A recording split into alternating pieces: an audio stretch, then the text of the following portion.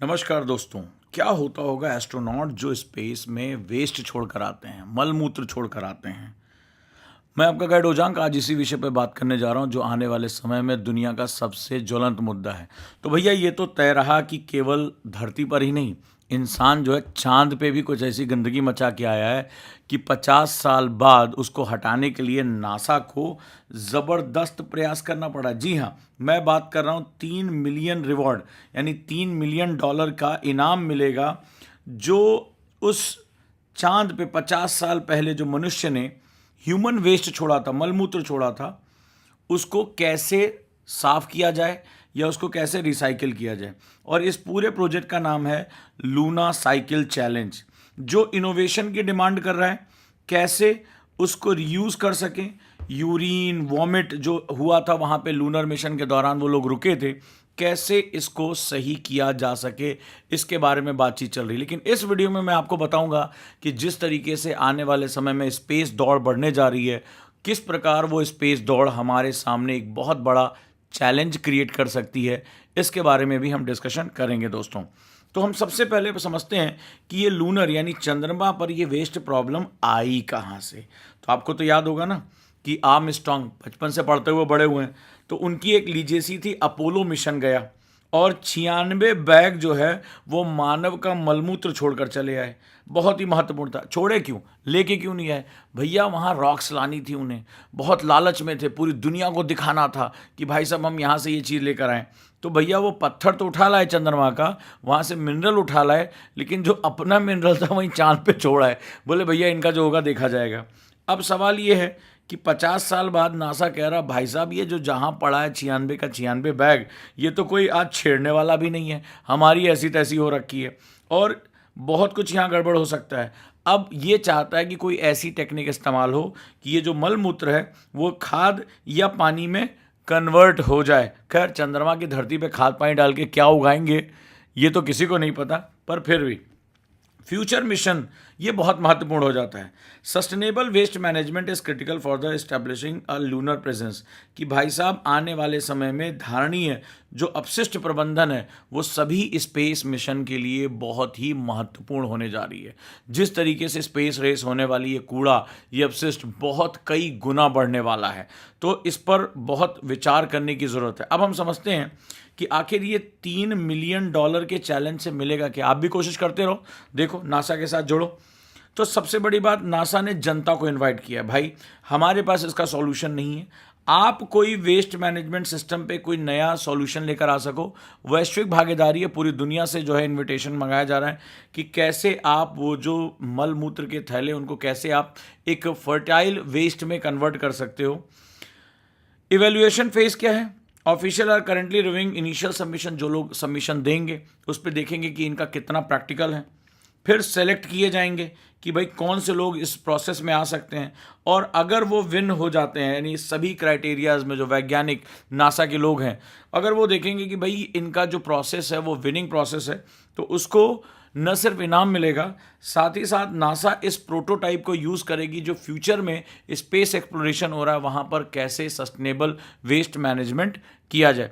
लेकिन आगे हम समझते हैं कि चैलेंजेस क्या हैं। अब समझते हैं अपोलो की स्पेस लीजेसी तो आपने सुनी होगी, आज मैं आपको बताऊंगा इस अपोलो की वेस्ट लीजेसी। हाँ भैया, हमें तो ये पता था पहुंच गया मानो पहली बार, लेकिन छोड़कर क्या आया, ये सिर्फ तुम्हारी रेल की पटरियों के पास नहीं होता, ये चांद पे भी होता है। बस यही बात है कि हम भारतीय जो हैं वो ज़्यादातर जो है गांव देहात में पटरी के आसपास बैठ जाते हैं, ये अमेरिका वाले चांद पे बैठ गए। चलो खैर, 1960-70 के दशक की बात है।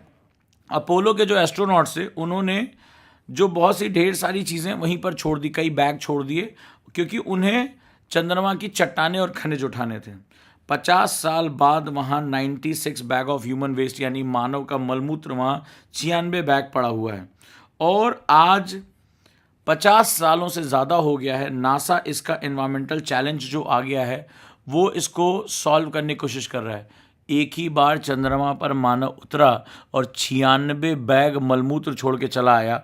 अंदाज़ा लगाओ जब भारत, चाइना, अन्य देश ये सब जब वहाँ पहुँचना शुरू कर देंगे और आवागमन बढ़ना शुरू हो जाएगा, या मंगल मिशन के लिए चंद्रमा पे जब हम एक पड़ाव बनाएंगे, तो जैसे आज धरती पे चारों तरफ हमने माहौल बना रखा है, भाई साहब चंद्रमा पे भी वही माहौल बनेगा। जो तुम गाते थे ना, चंदा मामा दूर के, या चांद जैसे मुखड़े पे बिंदिया सितारा, वो गाने के बोल थोड़े से चेंज हो जाएंगे। चलो खैर आगे बढ़ते हैं और इसको थोड़ा सा और समझते हैं।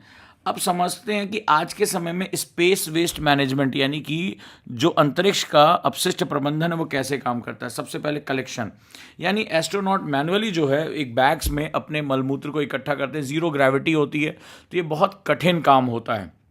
फिर वो इनको कंटेनर में स्टोर करते हैं, एक कंटेनर में उसको भरा जाता है, स्पेसक्राफ्ट के साथ ही वो होता है। फिर क्या होता है, जब ये लौटने लगते हैं तो बहुत गर्मी बढ़ जाती है और वहाँ इसको डिस्पोज कर दिया जाता है। तो क्या होता है कि पृथ्वी के जब वायुमंडल में प्रवेश होता है तो ये सब कुछ बर्न हो जाता है, राइट, इसमें एंटर करते समय बढ़ जाता है। लेकिन कई बार जैसे बहुत कठिन रूप में कुछ मल होता है या कई बार वो जो है बर्न नहीं होता है, तो वैज्ञानिक इसको बहुत ही अवशिष्ट भाषा में बोलते हैं शूटिंग स्टार, यानी टूटता हुआ तारा। तो अगली बार जब आप मुंह उठाकर कुछ टूटते हुए तारे को देखकर मांगें तो ये मत समझिएगा कि वो कोई उल्का पिंड या टूटता हुआ तारा है। हो सकता है वो किसी का बहुत प्यारा अपशिष्ट हो जो जल के भस्म हो रहा हो, और उससे अगर आप कुछ मांगेंगे तो उसके लिए उसको देना बहुत मुश्किल हो सकता है। तो ध्यान रखिएगा। तो ये बहुत अनप्लेजेंट ओरिजिन से निकल कर आया होता है, बहुत ही महत्वपूर्ण होता है। आगे बढ़ते हैं, अब समझते हैं कि स्केल क्या है।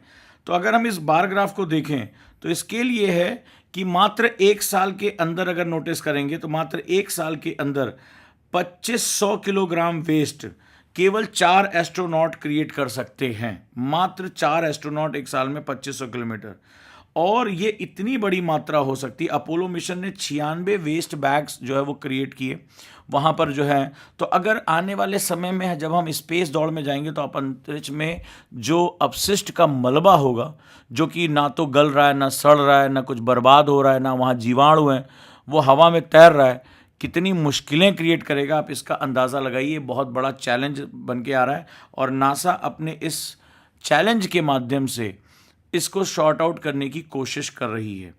आगे बढ़ते हैं और एक बहुत इंपॉर्टेंट तरीके समझते हैं इसको कि रिसाइकलिंग पॉसिबिलिटीज़ क्या है, यानी इसको रिसाइकिल कैसे कर सकते हैं। पहला, हम इसको पीने योग्य पानी में कन्वर्ट कर सकते हैं। हाँ, क्या कह रहे हो जांग सर? हाँ बेटा, ये जो हमारे घरों में आता ना शहरों में पानी, ये उसी सीवेज को छाप के आता है जो सुबह तुम फ्लश करके बहा देते हो। तो ज़्यादा टेंशन लेने की ज़रूरत नहीं, हम यहाँ भी कर रहे हैं, हम वहाँ भी करेंगे। दूसरा, फर्टिलाइज़र में, खाद में कन्वर्ट कर देना। गाँव का हर आदमी इसके बारे में बहुत अच्छी तरह जानता होगा। अगला है बिजली पैदा कर देना, यानी वेस्ट से पावर जनरेशन कर देना। तीसरा तरीका हो गया। चौथा, इसमें से ऑक्सीजन को अलग करके, चूंकि अंतरिक्ष में ऑक्सीजन नहीं होता है तो धरती पर जब हम इसे सूंघ लेते हैं तो बहुत परेशान रहते हैं, लेकिन इससे ऑक्सीजन बनाने की बात चल रही कि इसी से ही सूंघ के आप जो है वो सांस ले सकें। खैर फिलहाल देखते हैं कि आगे क्या क्या पॉसिबिलिटीज़ हैं। अब सवाल है कि हम इसको इनोवेट कैसे करेंगे, इस चैलेंज की खास बातें क्या हो सकती हैं और क्या क्या जो है इसमें बातें कही गई हैं।